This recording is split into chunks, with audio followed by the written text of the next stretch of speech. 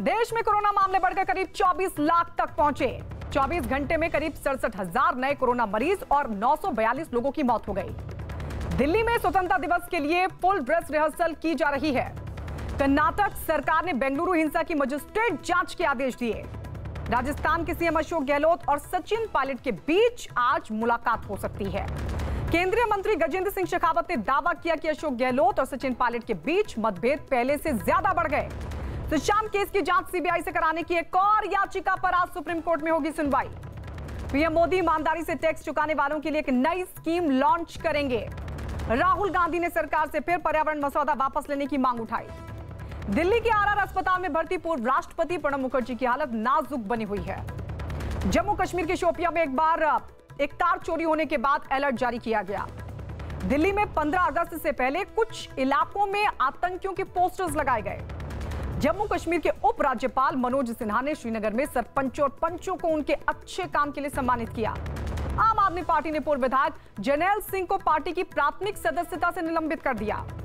दिल्ली के स्वास्थ्य मंत्री सत्येंद्र जैन ने राजधानी में कोरोना के मामले बढ़ने के लिए फिर बाहर से आने वाले मरीजों को ठहराया जिम्मेदार। मौसम विभाग के मुताबिक इस साल दिल्ली में अब तक अगस्त में 72% कम बारिश हुई, जो कि पिछले 10 सालों में सबसे कम है। वैष्णो देवी मंदिर के 8 पुजारी कोरोना पॉजिटिव पाए गए। सोनिया गांधी और राहुल गांधी समेत कई नेताओं ने राजीव त्यागी के निधन पर दुख जाहिर किया। केंद्रीय आयुष मंत्री श्रीपद नायक का कोरोना पॉजिटिव पाया गया, जिसके बाद उन्हें खुद को होम क्वारंटीन कर लिया गया। दिल्ली के ब्रह्मपुरी इलाके में एक मकान खाली कराने पर विवाद हुआ और उसके बाद कुछ किन्नरों पर मकान मालिक के साथ मारपीट करने का आरोप लगा। ग्वालियर में जन्माष्टमी के मौके पर एक मंदिर में राधा कृष्ण की मूर्तियों का 100 करोड़ रुपए के गहनों से किया गया श्रृंगार। मुंबई के घाटकोपर में जन्माष्टमी पर दही हांडी कार्यक्रम का आयोजन हुआ।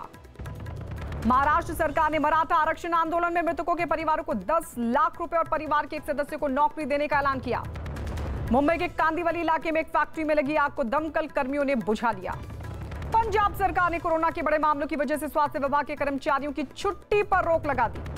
छत्तीसगढ़ के पूर्व सीएम रमन सिंह की पत्नी को कोरोना वायरस हुआ। मुंबई के नगर निगम बीएमसी ने सोशल मीडिया पर चल रही उन खबरों को गलत बताया जिनमें समंदर में गणपति विसर्जन पर रोक का दावा किया गया था। राम मंदिर के लिए बने ट्रस्ट ने लोगों से आर्थिक मदद की अपील की। चीन में भारतीय राजदूत ने एलएसी के मसले पर चीन के अधिकारियों से की बातचीत। दिल्ली सचिवालय में कोरोना की वजह से इस साल 15 अगस्त तक समारोह के लिए सिर्फ 100 लोगों को न्योता दिया गया। दिल्ली के धौला कुआं में बारिश की वजह से लगा जाम। होम आइसोलेशन शुरू होने के बाद पुणे में खाली पड़े 8 कोविड सेंटर को बंद करने का फैसला लिया गया। महाराष्ट्र के औरंगाबाद में एक आदमी की ट्रक की चपेट में आने से मौत हुई।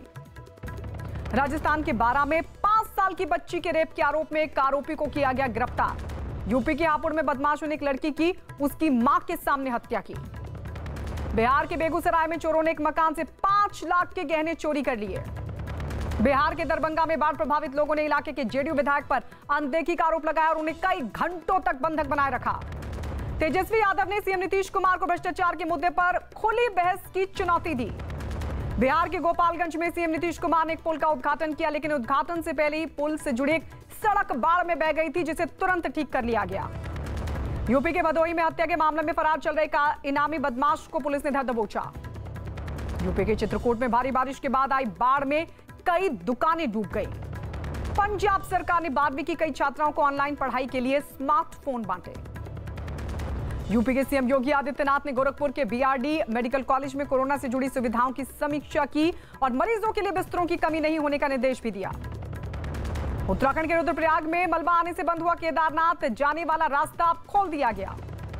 दिल्ली के पास यूपी के गाजियाबाद में पुलिस ने कई आरोपियों के 127 हथियारों के लाइसेंस को रद्द किया। दिल्ली के पास फरीदाबाद में पति और पत्नी की उनके मकान में हत्या कर दी गई।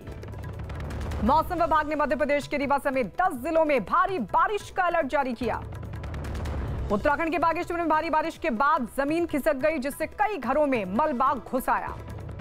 हरियाणा के पंचकुला में एक फैक्ट्री में आग लगने से लाखों का नुकसान हुआ। आगरा में लखनऊ एक्सप्रेसवे पर एक कार और ट्रक के बीच हुई टक्कर, जिसमें 3 लोगों की मौत हो गई। हरियाणा सरकार ने कोरोना की वजह से इस साल 15 अगस्त कार्यक्रम सादगी से मनाने का ऐलान किया। बिहार में भी 15 अगस्त समारोह सादगी से मनाया जाएगा। पप्पू यादव कोरोना के खतरे को देखते हुए बिहार विधानसभा चुनाव रुकवाने के लिए हाई कोर्ट में करेंगे अपील। भोपाल में शर्तों के साथ जिम और योग सेंटर खोल दिए गए। राजस्थान के कॉलेजेस में ऑनलाइन दाखिले के लिए आवेदन की तारीख 20 अगस्त तक बढ़ा दी गई। मणिपुर के इंफाल में सेना ने कोरोना योद्धाओं के सम्मान में कार्यक्रम आयोजित किया। तमिलनाडु के रामेश्वरम में लॉकडाउन के बाद काम नहीं होने की वजह से सैलून वालों ने सरकार से मांगी मदद। पश्चिम बंगाल के आसनसोल में पुलिस ने काफी मात्रा में गांजे के साथ 5 आरोपियों को धर दबोचा।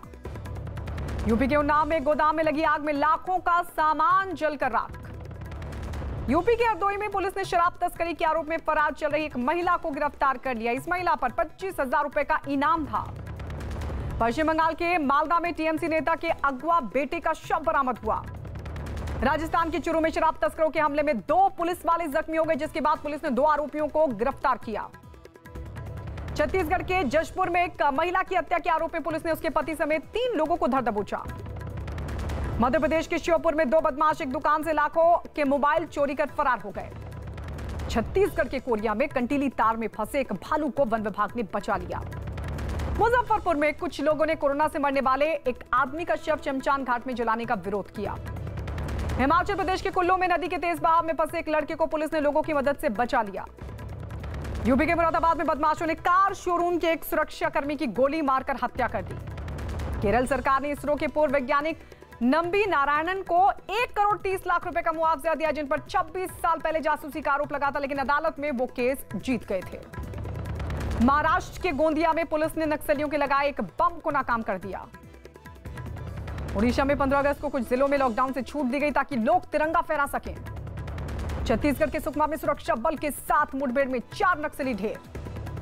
तेलंगाना सरकार ने सभी निजी अस्पतालों के लिए दिशा निर्देश जारी किए, जिसमें अब कोरोना के इलाज का खर्च अस्पताल की स्क्रीन पर दिखाया जाएगा। भारत ने पीओके की मेडिकल डिग्री को बैन कर दिया, यानी वहां से डिग्री लेने वाले भारत में प्रैक्टिस नहीं कर पाएंगे। केरल के तिरुवनंतपुरम में 17 अगस्त को शर्तों के साथ कुछ मंदिर खोल दिए जाएंगे। ट्रंप ने कमला हैरिस पर हमला करते हुए कहा कि वो डेमोक्रेटिक पार्टी के लिए नाकाम साबित होंगी। स्कॉटलैंड में हुए एक ट्रेन हादसे में 3 लोगों की मौत हो गई, जबकि कई लोग जख्मी हो गए। ट्रंप ने H-1B वीजा के लिए कुछ नियमों में ढील दी, जिसका भारतीयों को मिलेगा फायदा। न्यूजीलैंड में कोरोना के मामले फिर आए सामने और उसके बाद वहां आम चुनाव टलने की संभावना जताई गई। नए नक्शे पर इमरान खान का मजाक उड़ाने वाले आदमी को लाहौर में गिरफ्तार कर लिया गया। सिंगापुर में बरामद किए गए 9 टन हाथी के दांतों को नष्ट कर दिया गया। दक्षिण सूडान में जवानों और नागरिकों में भिड़ंत, जिसमें 45 सैनिकों समेत 127 लोगों की जान चली गई। ब्रिटेन में कोरोना संकट के बीच आर्थिक मंदी की चपेट में, क्योंकि वहां पिछली तिमाही की अर्थव्यवस्था में 20% से ज्यादा की गिरावट दर्ज की गई। खबर है कि पाकिस्तान के सेना प्रमुख अगले हफ्ते सऊदी अरब का दौरा कर सकते हैं। आईपीएल से पहले चेन्नई सुपर किंग्स के कप्तान महेंद्र सिंह धोनी ने कोरोना टेस्ट करवाया। इंग्लैंड दौरे पर गए मोहम्मद हफीज के एक बुजुर्ग के साथ फोटो खिंचाने के बाद एहतियातन टीम से अलग कर दिया गया। राजस्थान रॉयल्स के fielding coach Dishant Yagnik corona की चपेट में आए, जिसके बाद वो 14 दिन के लिए क्वारंटीन हुए। बेंगलुरु में 5 और हॉकी खिलाड़ियों को कोरोना के इलाज के लिए अस्पताल में भर्ती करवाया गया। कोरोना के मामलों के बावजूद हॉकी कैंप 19 तारीख से होंगे शुरू। खबर है कि आईपीएल में नहीं चुने जाने से नाराज क्रिकेटर करण तिवारी ने मुंबई में आत्महत्या कर ली। कोरोना के खतरे की वजह से पेरिस मैराथन को रद्द कर दिया गया। कोरोना संकट के बीच पहली बार महिला T20 मैच खेला गया, जिसमें जर्मनी ने ऑस्ट्रिया की महिला टीम को 82 रनों से मात दी। कोरोना संकट की वजह से फुटबॉल वर्ल्ड कप और 2023 में होने वाले एशियन कप के क्वालीफायर मुकाबले फिलहाल टाल दिए गए। खबर है कि मध्य प्रदेश की एक महिला क्रिकेटर डोप टेस्ट में फेल हो गई, जिसके बाद उसे निलंबित कर दिया गया। मेजबान इंग्लैंड और पाकिस्तान के बीच आज से दूसरा टेस्ट मैच खेला जाएगा। करीना कपूर खान फिर से मां बनने वाली हैं। आलिया भट्ट और रणबीर कपूर ने संजय दत्त के घर पहुंचकर उनकी तबीयत का हालचाल जाना। सोनू सूद ने गोरखपुर की एक लड़की के पैर की गाजियाबाद में सर्जरी करवाई। इस लड़की ने सर्जरी के लिए मदद की गुहार लगाई थी। आलिया भट्ट और संजय दत्त की फिल्म सड़क 2 का ट्रेलर जारी कर दिया गया। वायुसेना ने film Gunjan Saxena the Kargil girl के कुछ सीन और डायलॉग पर आपत्ति जताई।